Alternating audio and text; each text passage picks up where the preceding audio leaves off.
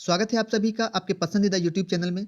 Friends, आज हम इस पेपर का डिस्कस करेंगे। जितने भी हमारे बड़े भाई बहन गए थे पेपर देने के लिए या जिन लोगों ने नहीं दिया पेपर, तो इस पेपर को जरूर देख लें क्योंकि इसमें पूरा सॉल्यूशन दिया गया है। और अपनी तैयारी को देखिए कि हमारी अभी तैयारी कितने लेवल तक पहुंची है।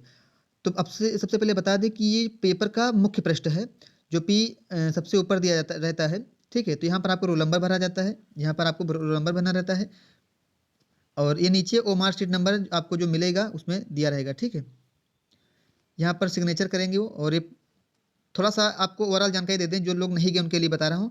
ठीक है, सामान्य ज्ञान का पेपर था 50 नंबर का और हिंदी का था। आर में जीएस और हिंदी आती है मेन। ठीक है, क्योंकि ये प्री पेपर है।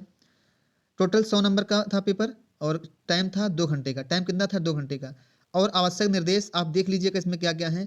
और अब चलते हैं क्वेश्चन की तरफ टाइम ना वेस्ट करते हुए। सभी लोग अच्छे से देखेंगे और 100% श्योरिटी के साथ आपको हम कराएंगे, क्योंकि इसमें ऐसा कोई भी नहीं है कि हाँ आप गलत पढ़ा रहे हो। इसीलिए हम थोड़ा सा लेट जरूर हो गए हैं, लेकिन जितना भी लाए 100% श्योरिटी के साथ लाए हैं। क्वेश्चन क्या है? कोसल महाजनपद की राजधानी थी। कोसल महाजनपद की राजधानी क्या थी? कुशीनगर, कौशाम्बी, वैशाली या फिर श्रावस्ती? तो यहाँ पर सही ऑप्शन था श्रावस्ती। कोसल महाजनपद की राजधानी क्या थी? श्रावस्ती। यहाँ पर ऑप्शन नंबर डी है। क्वेश्चन नंबर दूसरा है। और एक बात कि जितने भी लोग, जैसे किसी को मान ली इंग्लिश पसंद है तो अपना इंग्लिश में पढ़ के आंसर दे सकते थे, या जिन लोगों को हिंदी पसंद है वो हिंदी के साथ, दोनों यहाँ पर दिया गया है। क्वेश्चन नंबर दूसरा क्या है? यूरोप महाद्वीप में, यहाँ पर आपको सही आंसर भरना है। यूरोप महाद्वीप में सबसे ऊंची पर्वत चोटी है माउंट कोसिस्को, माउंट एल्ब्रुस, यहाँ पर एल्ब्रुस होना चाहिए, एल्ब्रस लिखा हुआ है, माउंट एकोन कागुआ या फिर माउंट मैकिनले। यहाँ पर ऑप्शन नंबर बी सही था, माउंट एल्ब्रुस। माउंट एल्ब्रुस जो है ये सही था। क्वेश्चन नंबर तीसरा है। क्वेश्चन नंबर तीसरा क्या है? एक निश्चित कूट भाषा में CANDOUR को NACDROU को लिखा जाता है, उसी कूट भाषा में ABREAST को किस भाषा में लिखा जाएगा या क्या लिखा जाएगा? देख लीजिए, आप थोड़ा सा इस पर ध्यान दीजिए कि जैसे कि इसमें सब कुछ थोड़ा सा क्लू लीजिए। इसमें थोड़ा सा क्लू, जैसे CA है, सी दूसरा वर्ड ए है, इसमें भी दूसरा वर्ड ए है। फिर एक वर्ड छोड़ के डी इसमें भी दिया हुआ है, डी इसमें भी दिया हुआ है। ओ के छोड़ के यू इसमें भी दिया, इसमें भी दिया है। यानी हर दूसरा वर्ड जो है इसमें चेंज नहीं हुआ। इसी तरह आप देखिए, बी इसमें नहीं चेंज हुआ, बी नहीं चेंज होगा, ई नहीं चेंज होगा और एस नहीं चेंज होगा। ठीक है, BES, यानी ऑप्शन नंबर ए सही है आपका। ओके, आशा करते हैं सभी लोग समझ गए होंगे। क्वेश्चन नंबर चौथा है। क्वेश्चन नंबर चौथा है, 2018-19 के अनुसार निर्यातों में भारतीय राज्यों में उत्तर प्रदेश का स्थान था। यानी जो निर्यातक क्षेत्र में, जैसे धान, गेहूं, गन्ना, जो भी निर्यात होता है या कोई प्रोडक्ट, ठीक है, तो भारत राज्य का निर्यातक स्थान कितना था देश में? तो 5वां स्थान था। कौन सा था? 5वां स्थान था निर्यातक में। क्वेश्चन नंबर 5वां है, प्रमुख गरीबी निवारण पहल जीविका से संबंधित पहलू कौन सा था? प्रमुख निवारण पहल जीविका से संबंधित पहलू कौन सा था? मानव व सामाजिक पूंजी, नवाचार, आजीविका प्रोत्साहन या फिर बाजार कड़ियाँ? यहाँ पर ऑप्शन नंबर सी सही है, आजीविका प्रोत्साहन। प्रमुख गरीबी निवारण पहल जीविका से संबंधित पहल कौन था? तो आजीविका को प्रोत्साहन देना था। क्वेश्चन नंबर 6 है, उच्चतम न्यायालय के न्यायाधीशों की सेवानिवृत्ति क्या थी? उच्चतम न्यायालय के न्यायाधीशों की सेवानिवृत्ति आयु क्या है? ठीक है, जो न्यायालय के न्यायाधीश निवृत्त होते हैं तो उनके कुछ ना कुछ एज होती है। ठीक है, तो एज है 65 वर्ष। कितनी है? 65 वर्ष एज है। ठीक है, जो भी न्यायाधीश रिटायर होते हैं उनकी आयु कितनी होती है? 65 वर्ष है। तो यहाँ पर ऑप्शन नंबर सी सही है। क्वेश्चन नंबर 7 है, सविनय अवज्ञा आंदोलन किस घटना से पहले घटित हुआ? सविनय अवज्ञा आंदोलन किस घटना से पहले घटित हुआ? दांडी मार्च यात्रा, गांधी इरविन समझौता, क्रिप्स मिशन की सफलता या फिर पूर्ण स्वराज की घोषणा की संकल्प? ठीक है, तो इस क्वेश्चन में थोड़ा सा डाउट है। मैं चाहता हूं कि आपको गलत आंसर नहीं बताऊंगा, क्योंकि जो दांडी मार्च हुआ था ये 1930 में हुआ था। ठीक है, गांधी इरविन समझौता भी 1930 में हुआ था और क्रिप्स मिशन की जो असफलता है ये भी 1930 में हुआ था। ठीक है, तीनों क्वेश्चनों में, तीनों ऑप्शनों में 1930 रिलेटेड हैं, तो थोड़ा सा कन्फ्यूजन है, इसलिए हम इसको नहीं बताते हैं, इसमें स्टार लगाते हैं। क्योंकि आयोग ने कुछ ऐसा क्वेश्चन ही दे दिया है, तो माफ़ी चाहेंगे, लेकिन इसका हम गलत आंसर आपको नहीं बता सकते। क्वेश्चन नंबर 8वां है, धारावी मलिन बस्ती किस शहर में स्थित है? धारावी मलिन बस्ती किस शहर में स्थित है? दिल्ली, मुंबई, ढाका या फिर कोलंबो? ढाका तो है बांग्लादेश की राजधानी, कोलंबो है, ये कहाँ की राजधानी है? ये दूसरा है शायद, फिलहाल के लिए याद नहीं आ रहा, लेकिन ये अपने राज्य का, अपने भारत का ये स्थान नहीं है। दिल्ली है, मुंबई है, लेकिन ये मुंबई में मलिन बस्ती है। धारावी मलिन बस्ती कहाँ की है? मुंबई में है। कोलंबो इसमें याद नहीं आ रहा है। हाँ हाँ, अमेरिका की खोज किसने की थी? अब कोलंबो ने की थी। ठीक है, ये किसी पर्सन का नाम है। क्वेश्चन नंबर 9 है, निम्नलिखित में से किस शहर में गृह मंत्रालय ने भारत की पहली साइबर अपराध निरोधक इकाई आश्वस्त की शुरुआत की? निम्नलिखित में से किस शहर में गृह मंत्रालय ने भारत में पहली साइबर अपराध निरोधक इकाई आश्वस्त की शुरुआत की? जयपुर, इंदौर, पुणे, गांधीनगर? गांधीनगर, गुजरात की राजधानी गांधीनगर है। गुजरात की राजधानी जो है वो गांधीनगर है, जहां पर भारत की पहली साइबर अपराध निरोधक इकाई आश्वस्त की शुरुआत की गई। यहाँ पर ऑप्शन नंबर डी सही है। क्वेश्चन नंबर 10 है, निम्नलिखित राज्यों में से कौन सा एक राज्य पंचायती राज स्थापित करने वाला प्रथम राज्य था? यानी जो पंचायती राज व्यवस्था है, जो ग्राम प्रधान बनते हैं, एक प्रथा है। ठीक है, सिस्टम की शुरुआत किस राज्य से की गई थी? तो राजस्थान से। सबसे पहले राजस्थान में ग्राम पंचायती या एक राज्य पंचायती की स्थापना हुई थी। ठीक है, और ये जो पंचायत राज व्यवस्था है, ये अनुच्छेद 40 से संबंधित है। अनुच्छेद आर्टिकल 40 से संबंधित है। इंपॉर्टेंट क्वेश्चन है। ठीक है, क्वेश्चन नंबर 11 है। क्वेश्चन नंबर 11 है, निम्नलिखित में से कौन सा किसान आंदोलन सीधे तौर पर असहयोग आंदोलन से प्रभावित था? निम्नलिखित में से कौन सा किसान आंदोलन सीधे तौर पर असहयोग आंदोलन से प्रभावित हुआ? खेड़ा का किसान आंदोलन, चंपारण का किसान आंदोलन, रायबरेली एवं फैजाबाद का किसान आंदोलन एवं बारडोली का किसान आंदोलन? यहाँ पर ऑप्शन नंबर सी सही है। रायबरेली एवं फैजाबाद का किसान आंदोलन जो है प्रभावित था किसान आंदोलन से सीधे तौर पर, या जो असहयोग आंदोलन से। तो यहाँ पर ऑप्शन नंबर सी सही है। सभी लोग अपने साथ अपना पेपर लेके बैठेंगे और डिस्कस कर लेंगे कि हमारा कौन कौन सा सही है। बाद में थोड़ा सा देखिएगा कि हमारे कितने नंबर सही हैं। ओके, क्वेश्चन नंबर 12 है। क्वेश्चन नंबर 12 है स्क्रीन पर,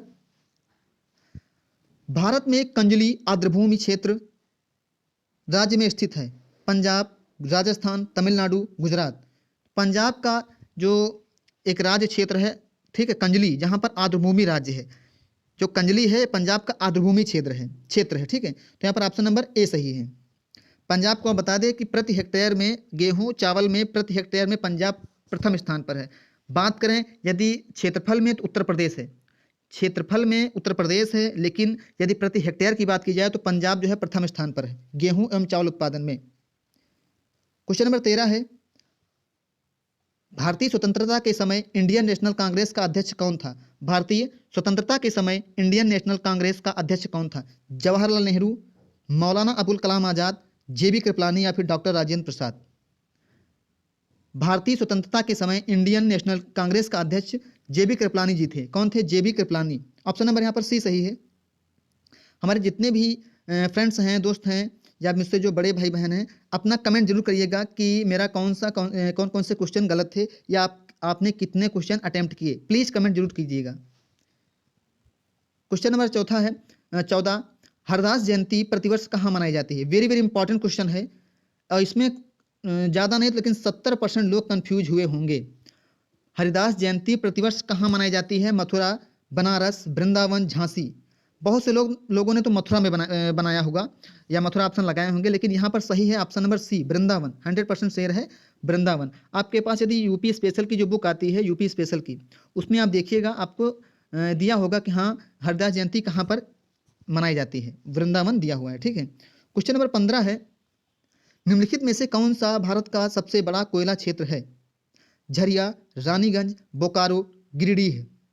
यहाँ पर ऑप्शन नंबर ए सही है, झरिया। झारखंड का एक क्षेत्र है झरिया, जिला है बोले तो झारखंड का एक जिला है झरिया, जहाँ पर सबसे ज़्यादा कोयला क्षेत्र पाया जाता है। प्रदूषण क्षेत्र की बात करें तो सबसे ज़्यादा भारत का प्रदूषित क्षेत्र ही झरिया ही है, क्योंकि कोयला यहाँ पर ज़्यादा होता है, जिस वजह से यहाँ पर बहुत ही प्रदूषण होता है। तो 2 क्वेश्चन आपके यहाँ पर तैयार हो गए हैं कि भारत का सबसे प्रदूषित शहर तो झारखंड का झरिया जिला है। ठीक है, क्वेश्चन नंबर 16 है, निम्न में से किस वर्ष में परंपरागत कृषि विकास योजना PKVI को शुरुआत किया गया? निम्न में से किस वर्ष में परंपरागत कृषि विकास योजना को शुरू किया गया था? 2016, 2015, 2018, 2019। यहाँ पर ऑप्शन नंबर बी सही है, 2015।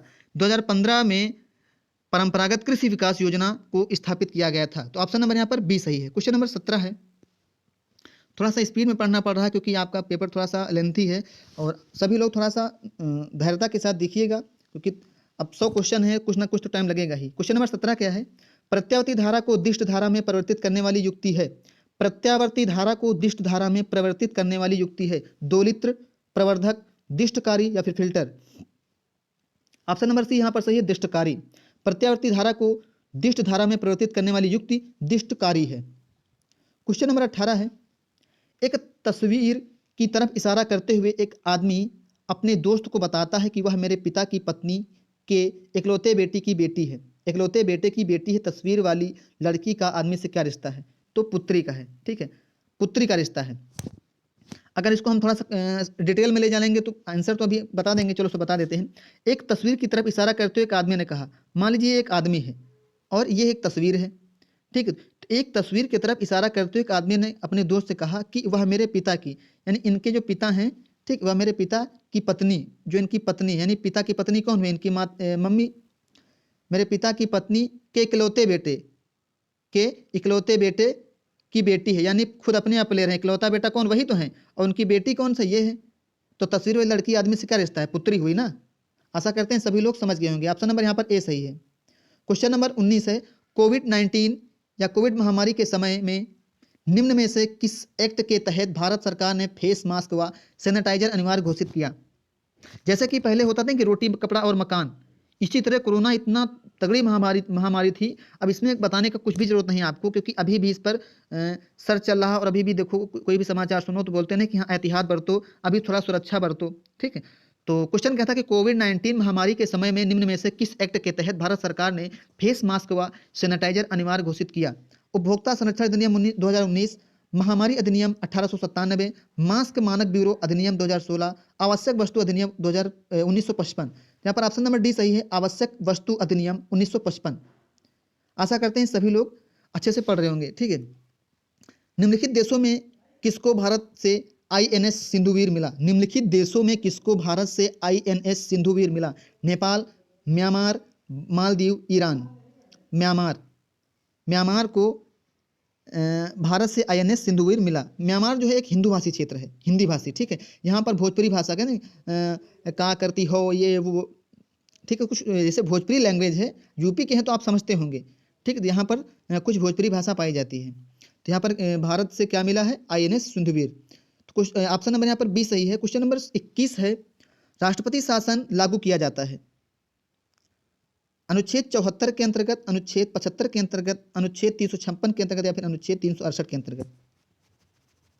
ऑप्शन नंबर यहाँ पर सी सही है, अनुच्छेद 356 के अंतर्गत राष्ट्रपति शासन लगाया जाता है। राष्ट्रपति शासन कब लगाया जाता है? जैसे कि कोई राज्य, मान लीजिए उत्तर प्रदेश ले लीजिए, तो किसी कारणवश यहाँ के मुख्यमंत्री और राज्यपाल में कोई ऐसी समस्या उत्पन्न हो गई, राज्य में अशांति उत्पन्न हो जाती है, उस समय सीधे राष्ट्रपति शासन लगाया जाता है। फिर वहाँ उस राज्य का शासन मुख्यमंत्री के हाथों में नहीं वरन राष्ट्रपति के हाथों में चला जाता है, ठीक है। तो किस अनुच्छेद के तहत लगाया जाता है? तो अनुच्छेद 356 के अंतर्गत राष्ट्रपति शासन लगाया जाता है।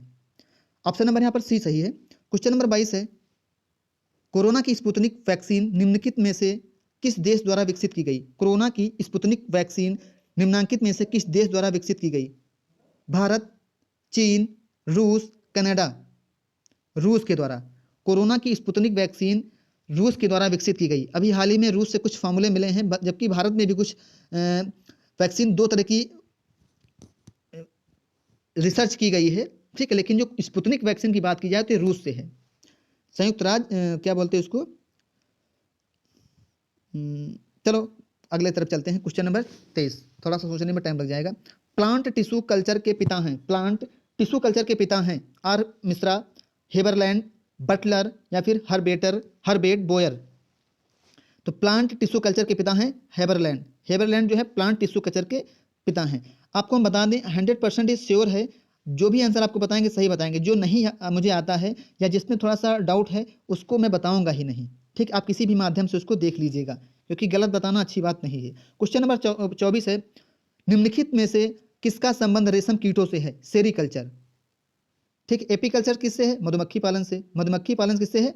एपीकल्चर से है। तो ऑप्शन नंबर ए यहां पर सही है।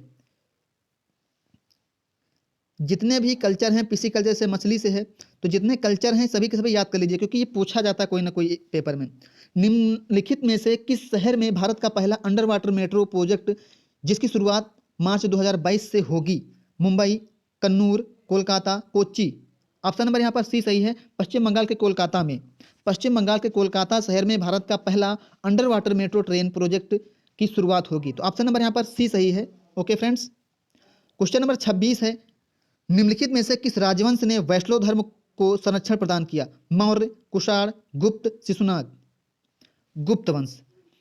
गुप्त वंश ने वैष्णव धर्म को संरक्षण प्रदान किया। और बात की जो मूर्तियां बनने की स्टार्ट हुई थी, जो मूर्तियां जैसे देवी देवताओं की, विष्णु भगवान की, शंकर भगवान की जो भी मूर्तियां हैं, ये सभी की सभी गुप्त वंश से बनना स्टार्ट हुई थी। तो ऑप्शन नंबर यहाँ पर सी सही है। क्वेश्चन नंबर 27 है, इंडियन नेशनल कांग्रेस ने किस अधिवेशन में पूर्ण स्वराज का प्रस्ताव अंगीकार किया? इंडियन नेशनल कांग्रेस ने किस अधिवेशन में पूर्ण स्वराज का प्रस्ताव अंगीकार किया? कलकत्ता, लाहौर, मद्रास, लखनऊ। लाहौर। इंडियन नेशनल कांग्रेस ने लाहौर के अधिवेशन में पूर्ण स्वराज का प्रस्ताव अंगीकार किया। ये लाहौर कहाँ है? वर्तमान में तो पाकिस्तान में है, लेकिन जिस समय देश आज़ाद नहीं था तो इंडिया और पाकिस्तान एक ही में था। ठीक है, तो लाहौर जो है ये पाकिस्तान का क्षेत्र है। क्वेश्चन नंबर 28 है, दिए गए शब्दों को अंग्रेजी वर्णमाला के क्रम में व्यवस्थित कीजिए और उसे चुनिए जो मध्य में आता है। Sound, socks, sock, snooker, sap. Option number यहाँ पर सी सही है। अब इसको थोड़ा सा डिटेल में बताएंगे तो देर लग जाएगी, आप वीडियो पॉज करके देख सकते हैं। ऑप्शन नंबर यहाँ पर सी सही है। क्वेश्चन नंबर 29 है, निम्न में से किसने नालंदा बौद्ध विहार का निर्माण किया? चंद्रगुप्त द्वितीय, स्कंदगुप्त प्रथम, कुमारगुप्त प्रथम या फिर बुद्धगुप्त। ऑप्शन नंबर यहाँ पर सी सही है, कुमारगुप्त प्रथम ने नालंदा बौद्ध विहार का निर्माण किया था या कराया था। ऑप्शन नंबर सी सही है। ठीक है, क्वेश्चन नंबर 30 है। थोड़ा सा स्पीड में इसलिए पढ़ा रहे हैं क्योंकि आप लोग थोड़ा सा ये ना हो कि हाँ काफ़ी टाइम ले रहे हैं। क्वेश्चन नंबर 30 है, निम्नलिखित में से कौन सा देश भारत का लघु रूप कहलाता है? बाली, थाईलैंड, मॉरिशस, वियतनाम। ठीक है, तो मॉरिशस जो है ये भारत का लघु रूप कहलाता है। क्वेश्चन नंबर 31 है, भूपर्पटी में सर्वाधिक बहुलता उपस्थित तत्व है? Nitrogen, carbon, oxygen, hydrogen. Oxygen जो है सबसे ज़्यादा भूपर्पटी में उपस्थित है, लगभग 71% के आसपास उपस्थित है।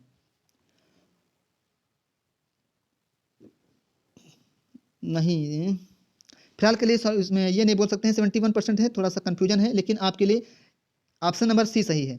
भूपर्पटी में सर्वाधिक बहुलता में उपस्थित तत्व कौन सा है? ऑक्सीजन है। ठीक है, यह ऑप्शन 100% सही है, इसमें कोई कंफ्यूजन नहीं है। क्वेश्चन नंबर 32 है, निम्नलिखित भारतीय राज्यों में से किसमें रेलवे मार्ग की कुल लंबाई सर्वाधिक है? पश्चिम बंगाल, महाराष्ट्र, उत्तर प्रदेश, मध्य प्रदेश। बहुत से लोगों ने महाराष्ट्र लगाया होगा, लेकिन जो कि क्वेश्चन गलत है। ऑप्शन नंबर सी सही है, उत्तर प्रदेश। उत्तर प्रदेश में सबसे ज्यादा रेलवे मार्गों की लंबाई है। सबसे बड़ा रेलवे प्लेटफॉर्म की बात करें तो गोरखपुर का है। गोरखपुर का रेलवे प्लेटफॉर्म जो है सबसे लंबा है। कहाँ पर है? उत्तर प्रदेश में है। क्वेश्चन नंबर 33 है, प्रश्न चिन्ह को प्रतिस्थापित कीजिए एवं दी गई आकृति श्रेणी को पूर्ण कीजिए। यहाँ पर ऑप्शन नंबर सी सही होगा। ठीक है, ऑप्शन नंबर सी सही होगा, जो यहाँ पर आएगा कुछ ऐसे। ठीक है, ऑप्शन नंबर सी सही होगा। क्वेश्चन नंबर 34 है, निम्न में से किस वर्ग के वरिष्ठ नागरिकों के लिए केंद्र सरकार द्वारा राष्ट्रीय वयोश्री योजना प्रारंभ की गई? अनुसूचित जाति, अनुसूचित जनजाति, बीपीएल, अन्य पिछड़ा वर्ग। निम्न में से किस वर्ग के वरिष्ठ नागरिकों के लिए यानी वृद्ध नागरिकों के लिए केंद्र सरकार द्वारा राष्ट्रीय वयोश्री योजना प्रारंभ की गई? तो बीपीएल। बीपीएल मतलब होता है बीपीएल, बिलो प्रॉवर्टी लाइन, यानी गरीबी रेखा से नीचे जो व्यक्ति थे उनके लिए यह राष्ट्रीय वयोश्री योजना प्रारंभ की गई थी। तो ऑप्शन नंबर यहाँ पर सी सही है। क्वेश्चन नंबर 35 है, 1857 की क्रांति का सर्वाधिक दुष्प्रभाव क्या था? हिंदू और मुसलमानों के बीच सांप्रदायिक विभाजन की वृद्धि, कंपनी में क्राउन को शक्ति का स्थानांतरण, सेना की चौकसी में वृद्धि या फिर स्थानीय राजाओं का शासन में महत्व कम हुआ? तो यहाँ पर ऑप्शन नंबर बी सही है, कंपनी से क्राउन को शक्ति का स्थानांतरण। कंपनी से क्राउन को शक्ति का स्थानांतरण। क्वेश्चन क्या था? 1857 की क्रांति का सर्वाधिक दुष्प्रभाव कंपनी से क्राउन की शक्ति का स्थानांतरण था। ठीक है, तो ऑप्शन नंबर यहाँ पर बी सही है। आप लोग ये जो पीटीओ इसका मतलब समझते हैं? पीटीओ क्या है? पार्ट टर्न ओवर, ठीक है, यानी अगला पृष्ठ अभी शेष है, अभी शेष है।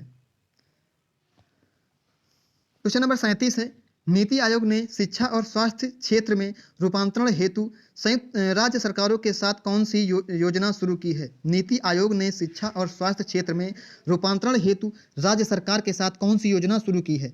शिक्षा और स्वास्थ्य प्रोग्राम, शिक्षा और स्वास्थ्य निवर्तन प्रोग्राम, साथ प्रोग्राम या फिर स्वास्थ्य के साथ शिक्षा योजना।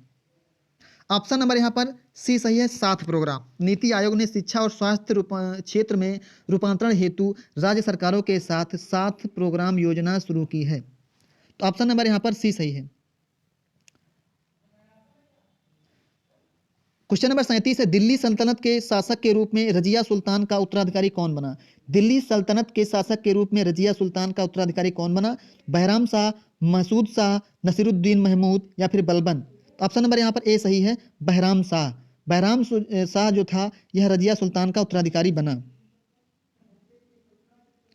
क्वेश्चन नंबर 38 है, स्टील की मिश्र धातु का उपयोग ऑटोमोबाइल के पार्ट्स में जैसे एक्सिल व बाल बियरिंग बनाने में किया जाता है। Nickel steel, chromium steel, tungsten steel या फिर स्टेनलेस स्टील? तो ऑप्शन नंबर यहाँ पर डी सही है। ऑप्शन नंबर यहाँ पर डी सही है, ठीक है। स्टील की मिश्र धातु का उपयोग ऑटोमोबाइल के पार्ट्स जैसे एक्सल व बाल बियरिंग बनाने में स्टेनलेस का प्रयोग किया जाता है। क्वेश्चन नंबर 39 है, शुंग राजवंश का अंतिम शासक कौन था? पुलिंद, अंधक, देवभूति या फिर वासुमित्र? तो ऑप्शन नंबर यहाँ पर सी सही है। ऑप्शन नंबर सी सही है, शुंग राजवंश का अंतिम शासक देवभूति था। क्वेश्चन नंबर 40 है, यूनिसेफ द्वारा बच्चों के अधिकार समर्थक अभिवक्ता के रूप में किसे बॉलीवुड सेलिब्रिटी को नियुक्त किया गया है? अभिषेक बच्चन, रणबीर कपूर, विक्की कौशल या फिर आयुष्मान खुराना? ऑप्शन नंबर यहाँ पर डी सही है। आयुष्मान खुराना को सेलिब्रिटी नियुक्त किया गया है किसके क्षेत्र में? यूनिसेफ द्वारा बच्चों के अधिकार समर्थक अभिवक्ता के रूप में, ठीक है। कौन? आयुष्मान खुराना। तो ऑप्शन नंबर यहाँ पर डी सही है। क्वेश्चन नंबर 40 है, नागार्जुन स्तूप का निर्माण किस युग में हुआ? कुषाण गुप्त, मौर्य युग, गुप्त युग, गुप्तोत्तर युग? तो नागार्जुन स्तूप का निर्माण कुषाण युग में हुआ था। ऑप्शन नंबर यहाँ पर ए सही है। क्वेश्चन नंबर 42 है, दी गई आकृति का दर्पण प्रतिबिंब ज्ञात कीजिए। सबसे अच्छा आपको हम बता दें कि इसे जो पृष्ठ है आपका, अगर कोई रीजनिंग का सवाल ऐसा आता है दर्पण वाला, खट से उसको बैक कीजिए, उसको पीछे की तरफ से देखिए और एकदम सही आकृति आ जाएगी। जैसे ही आप देखेंगे तो कुछ आकृति ऐसे बनेगी, ऐसे, जो कि ऑप्शन नंबर सी के साथ जाती है, ठीक है। ऑप्शन नंबर सी सही है। क्वेश्चन नंबर 43 है, सिंधु घाटी सभ्यता के निम्नलिखित स्थलों में से कौन सा एक स्थल गुजरात में स्थित है? कालीबंगा, बनवाली, रोपड़, लोथल? यदि आप किसी भी कंपटीशन तैयारी कर रहे हैं तो इससे सरल क्वेश्चन नहीं मुझे लगता होगा कोई, ठीक है। ऑप्शन नंबर यहाँ पर डी सही है, लोथल। बहुत ही सरल क्वेश्चन है, यदि आप एक कंपटीशन की तैयारी कर रहे हैं उस क्षेत्र से हम बता रहे हैं, ठीक है। तो ऑप्शन नंबर यहाँ पर डी सही है। क्वेश्चन नंबर 44 है, लानोस घास के मैदान पाए जाते हैं अर्जेंटीना में, वेनेजुएला में, पराग्वे में, ब्राजील में? तो लानोस घास के मैदान वेनेजुएला में पाए जाते हैं। अर्जेंटीना में पंपास पाए जाते हैं। कौन से? अर्जेंटीना में पंपास घास पाए जाते हैं, जबकि लानोस जो है वे वेनेजुएला में पाए जाते हैं। क्वेश्चन नंबर 45 है, यदि काले को लाल कहा जाता है, लाल को पीला कहा जाता है, पीले को नीला कहा जाता है, तो नीले को हरा कहा जाता है। तो आसमान किस रंग का है? आसमान नीले कलर का होता है, तो नीले को हरा कहा जाता है। इसका नहीं, ऑप्शन नंबर ए सही है। ऑप्शन नंबर ए सही है। क्वेश्चन नंबर 46 है, निम्न में से कौन सा गैर पारंपरिक ऊर्जा का स्रोत है? कोयला, पेट्रोल, पवन ऊर्जा, डीजल? यहाँ पर ऑप्शन नंबर सी सही है, पवन ऊर्जा।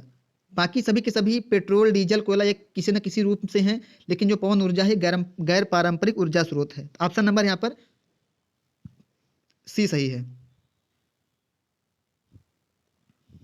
क्वेश्चन नंबर 47 है, प्री कैम्ब्रियन युग की चट्टानें पाई जाती हैं अरावली में, पश्चिमी घाट में, गोंडवाना में या फिर शिवालिक में? ऑप्शन नंबर ए यहाँ पर सही है।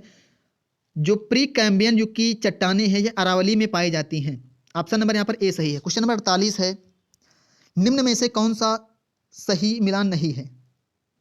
विटामिन ए की कमी से कौन सा रोग रतौंधी होता है? बिल्कुल, रतौंधी का मतलब वो होता है कि जैसे गाँव में आप लोगों ने देखा होगा कि बहुत से लोगों को कमजोरी हो जाती है तो रात्रि के समय उन्हें दिखता नहीं है, ठीक है, उन्हें स्पष्ट दिखना नहीं, दिन में दिखेगा पर रात में नहीं दिखेगा, ऐसा विटामिन ए की कमी से होता है। डॉक्टर इन्हें गाजर वगैरह खाने की सलाह देते हैं या फिर मछली वगैरह खाने का जिसमें विटामिन ए की प्रचुर मात्रा होती है।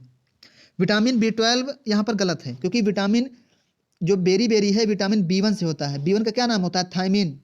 विटामिन B1 का रासायनिक नाम क्या होता है? थायमीन, ठीक है। तो विटामिन B1 की कमी से बेरी बेरी रोग होता है, ना कि विटामिन B12, यानी ऑप्शन नंबर यहाँ पर बी गलत है, ठीक है। तो आपका आंसर क्या होगा? ऑप्शन नंबर बी सही है, ठीक है। क्वेश्चन नंबर 49 है, भारत में किस वर्ष में योजना आयोग की स्थापना हुई थी? देखो क्वेश्चन कहाँ से पूछा गया, योजना आयोग नहीं, जबकि माननीय प्रधानमंत्री नरेंद्र मोदी जी ने योजना आयोग का नाम बदलकर क्या रख दिया है? नीति आयोग, ठीक। तो क्वेश्चन क्या पूछा गया? योजना आयोग। तो भारत में किस वर्ष में योजना आयोग की स्थापना की गई थी? तो 1950 में, 1950 में योजना आयोग की स्थापना की गई थी। ऑप्शन नंबर यहाँ पर ए सही है। क्वेश्चन नंबर 50 है, निम्नलिखित में से कौन सा प्रदेश रोटी की डलिया कहलाता है? भूमध्य रेखीय प्रदेश, मानसून प्रदेश, सवाना घास भूमि या फिर शीतोष्ण घास भूमि? ऑप्शन नंबर यहाँ पर डी सही है। जो शीतोष्ण घास भूमि है ये रोटी की डलिया कहलाता है। तो फ्रेंड्स ये रहे सामान्य अध्ययन से रिलेटेड प्रश्न। हिंदी का हम नहीं बना रहे हैं, हिंदी का पार्ट 2 में बनाएंगे क्योंकि वीडियो थोड़ा सा लॉन्ग हो जाएगा तो शायद आपको देखने में प्रॉब्लम हो। और आप लोग बिल्कुल कमेंट कीजिएगा कि आपके इन 50 में से कितने सही हैं, या फिर जो लोग ऐसे देख रहे हो जो उन्होंने पेपर नहीं दिया है पर उन्हें ये तो पता होगा कि मुझे ये आंसर मालूम है या नहीं मालूम है। सभी लोग कमेंट करिएगा कि मुझे कितने आंसर करेक्ट थे, ठीक है। तो मिलते हैं नए वीडियो में जिसमें हम हिंदी के क्वेश्चन डिस्कस करेंगे। तो तब तक के लिए नमस्कार।